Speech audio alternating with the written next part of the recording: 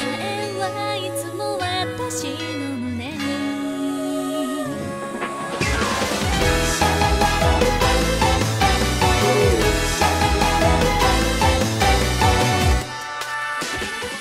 I've spoken many times before about the things that I feel like only anime does, or in some cases, does better than other mediums. And one of those things is the extreme diversity in the writer's imagination. In anime, you can take childhood fantasies, things you may have done while playing on the playground or under your impenetrable fortress of pillows, and then bring those fantasies into whatever setting you choose, which kind of gives it this childlike sense to it that allows others to suspend their disbelief and enjoy the fantasy with you. Today's show is all about childhood fantasies, adventures with time travelers, aliens from other worlds, and mystical espers with powers beyond measure. It's also about a girl whose childlike fantasies fill the world and make it possible for everything to exist. Ladies, gentlemen, and others, my name is Arcada, and welcome to Glass Reflection. Today, from 2006, Kyoto Animation's The Melancholy of Haruhi Suzumiya. Let's jam!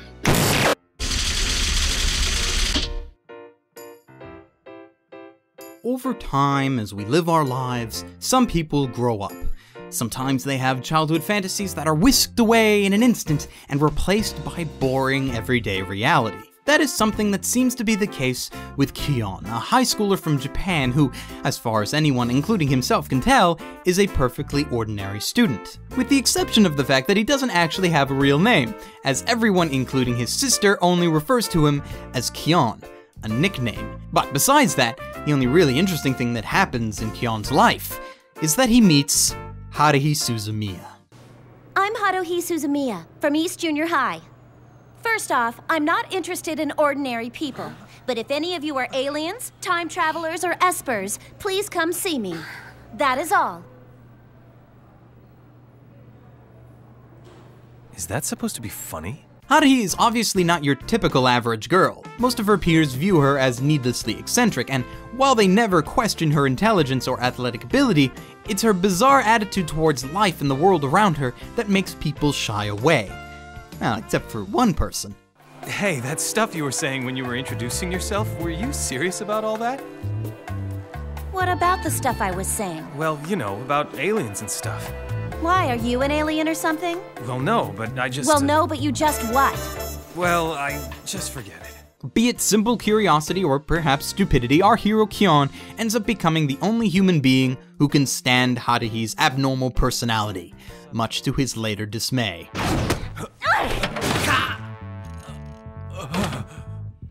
What's wrong with you? Because you see, Haruhi is immensely susceptible to this little thing called boredom. While she has visited every after-school club that is available, she never found any interest in any of them, mainly because they're way too reserved for her tastes. This leads her, after Kion's offhand suggestion, to create her own club. It is called the Spreading Excitement All Over the World with Suzumiya Haruhi Brigade, or SOS Brigade for short. Their purpose? Well, that's rather vague beyond what you might be able to gather from the title. Ultimately, it is believed that the brigade's purpose is to seek out and find things in the world that would make life more interesting and less boring, like aliens, time travelers, and espers.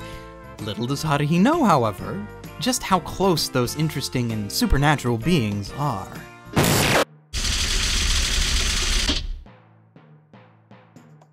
So because the series ends up establishing that not only is Haruhi the most bizarre girl in the world, but also the unknowing creator and god of the entire universe. By the way, the show does establish that Haruhi is in fact the unknowing god and creator of the entire universe. I just forgot to mention that. But because of this, things change according to her wishes. Case in point, let's fill the entire SOS Brigade with the exact kind of people that Haruhi is trying to find, while also filling out some check marks on the stereotypical anime character sheet.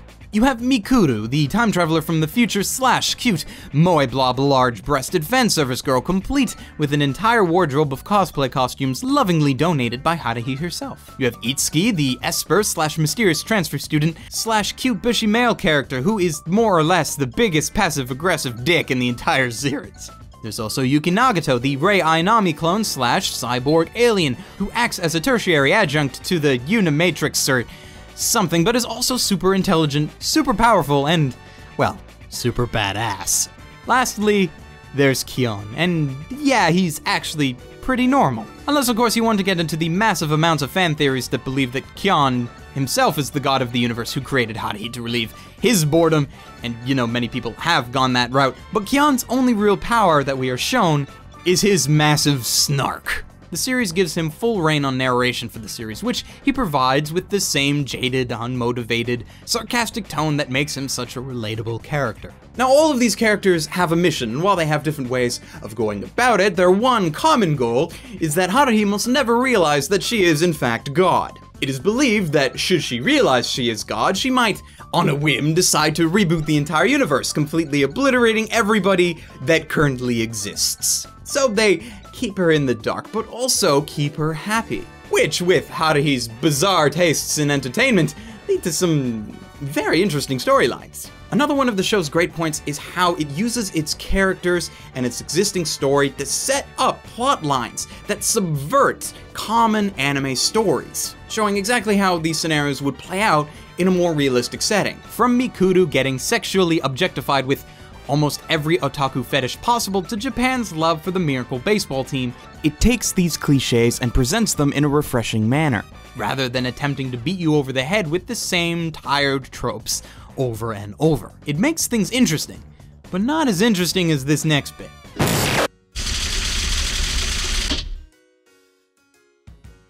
With a story and characters as bizarre as they come, the thing that throws this show over the top is how it presents itself to you. As such, similar to how the film series Kara no Kyokai was released in theaters out of order, Haruhi was released to the general public also out of order, though technically Haruhi did this first.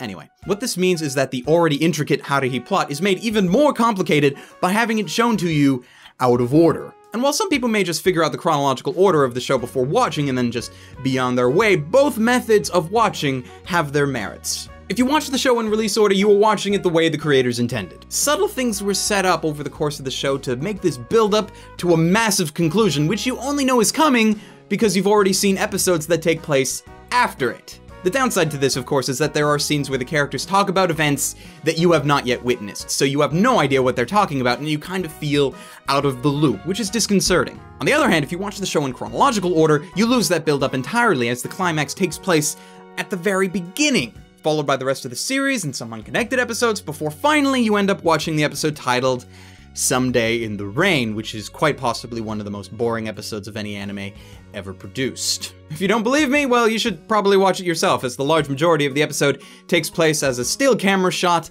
in the Brigade Club room, and nothing is actually happening. The most entertainment you get is by hearing some people through the walls while Yuki turns a few pages in her book. And remember, if you're watching chronologically, this is the last episode, which is not really the best way to end a series. Sure, it's made better by the movie, which I will talk about later, but still, Someday in the Rain was hella boring. That said, I would still recommend to watch the show in chronological order, as that seems to be the most entertaining and less frustrating method of watching for the average viewer. The only change I would make to this order is actually moving episode 00 from its place in chronological order to the first thing you watch, because it is a wonderful introduction to the world of Haruhi and really should be the first thing you witness. Now, if you're indeed looking for a different anime watching experience, I still do recommend release order. You just have to go into it knowing that things are going to make not as much sense, and you have to do a lot more thinking to try and piece everything together.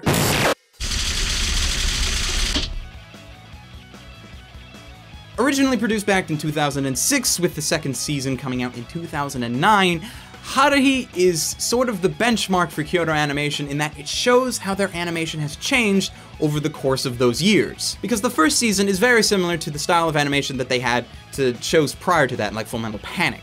While the second season shows more obvious changes implemented because of their popular shows like K-On! And that new animation style is what they have used more or less religiously since. It's very interesting to see how they came about creating a style that was uniquely their own, and how that is brought into different stories while at the same time not being completely obvious. The second season episodes are still Haruhi, and it's only at specific times and certain angles that you can see their new style bleed through. Not to say that what they had before was bad at all. Hell, the first season is very well known for two things. In the first season episode Live Alive, we get to see a live performance of Haruhi on stage at the school's cultural festival, a scene which is masterfully animated. And of course, the show is also quite famous for its ending song.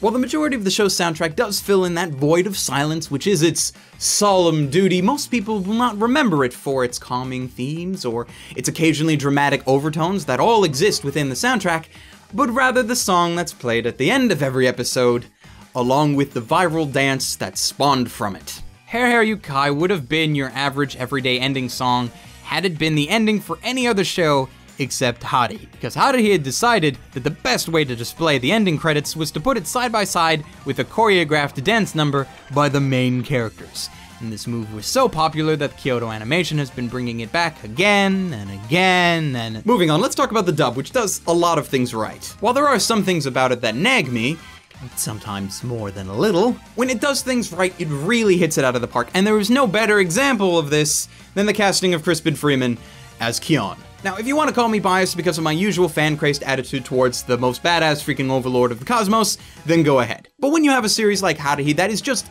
filled with narration by one character, you damn well better get that one character right. And Crispin nails Kyon perfectly. Like, as good as his co-stars are, and they are really good, if they casted anyone else in the role of Kyon, I would probably be recommending to you right now to watch the show in sub. As such, no, dub all the way.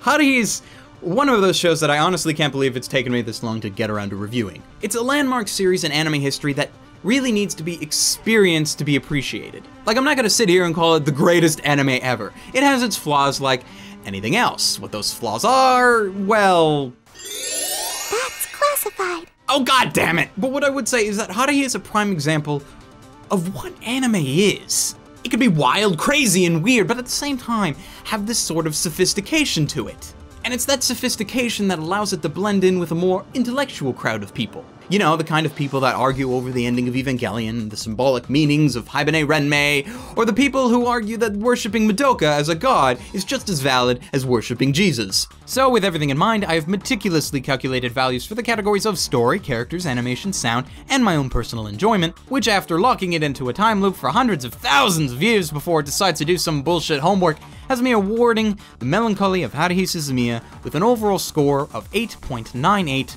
out of 10, and rating the show Certified Frosty, a rating only for the best of the best and shows too important to ignore. Haruhi is a sublime experience that should really be on the to-watch list for anyone that considers themselves to be an anime fan, but have somehow gone through their existence without watching it yet. At the time of this video, Haruhi has been licensed and is available from Bandai Entertainment, or at least it should be, though Bandai has been going through a bit of a reconstruction as of late. The show is also available for legal streaming in sub only over on Crunchyroll if you happen to have access to their website. And if you click on the link in the description, glassreflection.net/Crunchyroll, you can get a free trial of Crunchyroll's premium services and all the anime awesomeness that it contains. Though, of course, full disclosure, the premium service is not required to watch Haruhi.